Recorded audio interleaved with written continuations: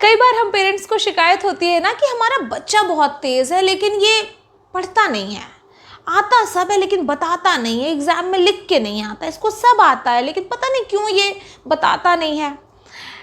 इस कंडीशन में पता है क्या होता है, बच्चा हमारा ना इंटेलिजेंस तौर पे स्ट्रांग है, उसे वो हर चीज़ समझ रहा है, हर चीज़ जान रहा है, बट वो जाहिर नहीं कर पा रहा है या मन नहीं लगा रहा है क्योंकि वो इमोशनली उतना स्ट्रांग नहीं है, जिसको टेक्निकल भाषा में इमोशनल कोशेंट कहते हैं, जिसको EQ भी कहते हैं। नमस्ते, मैं हूं आपकी दोस्त प्रज्ञा और ये है बच्चों को मजबूत कैसे बनाएं का वीडियो पार्ट 3, जिसमें बात करेंगे बच्चों के इमोशनल कोशेंट के बारे में। इमोशनल कोशेंट बताता है कि हमारा बच्चा अंदर से कितना इमोशनली स्ट्रांग है, वो अपने आप को इमोशनली कितना अच्छे से एक्सप्रेस कर पा रहा है और फ्यूचर में जाके वो जो उसकी लाइफ में इमोशनल हर्डल्स आएंगे उसको वो कितने स्मूथली टैकल कर लेगा। आज मैं आप लोगों से उन 3 पॉइंट्स के बारे में डिस्कस करूंगी जिसका डायरेक्ट या इनडायरेक्ट असर हमारे बच्चों के इमोशनल कोशेंट पे पड़ता है। उनमें से सबसे पहला पॉइंट है, अपने बच्चों में विश्वास कीजिए, बिलीव इन देम। कई बार हम बच्चों को जाने अनजाने कह देते हैं, तुम ये नहीं कर सकते, ये तुमसे नहीं हो पाएगा, देखो वो कितना अच्छा से कर रहा है, तुम तो कर ही नहीं पा रहे हो, क्या करोगे तुम जिंदगी में, ये कैसे कर पाओगे। वहीं पे उनका मॉरल डाउन हो जाता है कि जब हमारे पेरेंट्स ही, हमारे मदर ही, हमारे पापा ही मेरे पे विश्वास नहीं कर रहे हैं तो हम क्या ही कर पाएंगे, जब उन्हीं को मेरे पे विश्वास नहीं है तो हम क्या कर लेंगे। तो वहाँ पर उसका इमोशनल डाउनफॉल शुरू हो जाता है, वो अपने ऊपर से विश्वास खोने लगता है। इसके बजाय बच्चों को प्रोत्साहित कीजिए, वो थोड़ा सा भी कुछ अच्छा काम कर रहा है ना, उसको खूब ज़्यादा प्रोत्साहित कीजिए। बेटा आप तो ये बहुत अच्छा कर रहे हो, बहुत बढ़िया ड्राइंग बनाई है आपने, अच्छा आपने 5 क्वेश्चन में से 3 क्वेश्चंस कर लिए, आई बिलीव आप 2 क्वेश्चन और ज़रूर कर लोगे, मुझे पता है आपको आता है, you can do it. Always praise their efforts to develop a growth mindset. Second point, उनको प्रॉब्लम सॉल्वर बनने दीजिए। जैसे अगर वो किसी प्रॉब्लम में फंसे हैं ना, let them handle their own problem, ठीक है। तुरंत उनके प्रॉब्लम्स में कूद जाना कि लाओ मैं करता हूँ, मैं सही इसको करता हूँ, तुम रुको, रहने दो, तुमसे नहीं हो पाएगा, मैं करता हूँ, ये उनके कॉन्फिडेंस को बहुत डाउन करता है। वो इमोशनली इस बात को एक्सेप्ट करने लगता है, उनका सबकॉन्शियस माइंड एक्सेप्ट करता है कि थोड़ी सी भी कहीं प्रॉब्लम आएगी ना, तुरंत ये लीजिए आप करिए, मैम मुझसे तो नहीं हो पा रहा है। वो चीज़ों से ना भागना शुरू कर देगा, वो प्रॉब्लम्स से ना छुटकारा पाने की कोशिश करेगा। इसके बजाय आप बच्चों को उनके प्रॉब्लम से लड़ना खुद सिखाइए। फॉर एग्जाम्पल, कई बार बच्चे कॉपी में ना काम इनकम्प्लीट करके आते हैं, माँ चिल्लाती है, गुस्साती, ये तुमने क्या किया, काम ही नहीं कंप्लीट है, लाओ पेंसिल दो, मैं ही लिख देती हूँ। कोई सामान नहीं मिल रहा है, मम्मी ये सामान नहीं मिला, रुको तुमसे नहीं हो पाएगा, मैं खोज के देती हूँ। अब वो खोजने में लगी हुई हैं।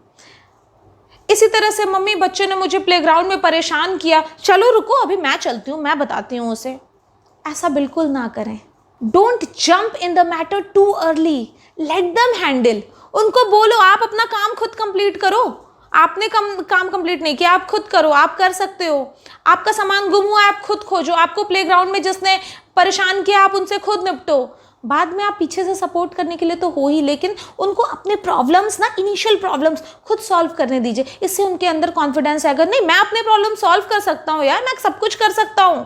तो पहली बात मैंने बताई कि बच्चों के एफर्ट्स को प्रेज कीजिए, उनको तारीफ कीजिए, उनको बकअप कीजिए। दूसरा मैंने बताया कि उनकी प्रॉब्लम्स में तुरंत से जंप मत कीजिए। तीसरी बात अब मैं यहाँ बताना चाहूँगी कि जब बच्चे रोते हुए आपके पास आते हैं या गुस्सा होकर चिड़चिड़ाते हुए आपके पास आते हैं तो आप उनका किस तरह से रिएक्ट करते हैं। हमारे ना 2 मूड्स होते हैं, 2 मूड होते हैं जिनमें हम रिएक्ट करते हैं। पहला होता है ओले ओले ओले, आजा आजा मेरा बच्चा क्यों परेशान है, चॉकलेट खाएगा, टॉफी खाएगा, ये दे दूं वो दे दूं, ये ले मोबाइल देख ले, चुप हो जा, तू चुप हो जा, परेशान मत हो, कोई बात नहीं। और दूसरा मूड क्या होता है, क्या बात है क्यों रो रहा है, 2 थप्पड़ लगाऊंगी दिमाग ठिकाने आ जाएगा, रुक जा तेरे पापा को बुलाती हूँ, है ना। यही दो तरीके से हम रिएक्ट करते हैं अक्सर, और जो कि बहुत कॉमन है। बट ये दोनों रिएक्शन उनको इमोशनली स्ट्रांग होने से, उनका इमोशनल कोशेंट बढ़ाने से रोकता है। At that time you have to listen and validate their feelings. आपको बोलना चाहिए कि 1 मिनट रुक जाइए, क्यों रो रहे हैं, क्यों परेशान है, क्यों चिल्ला रहे हैं, आप यहाँ बैठिए, बताओ क्या प्रॉब्लम है।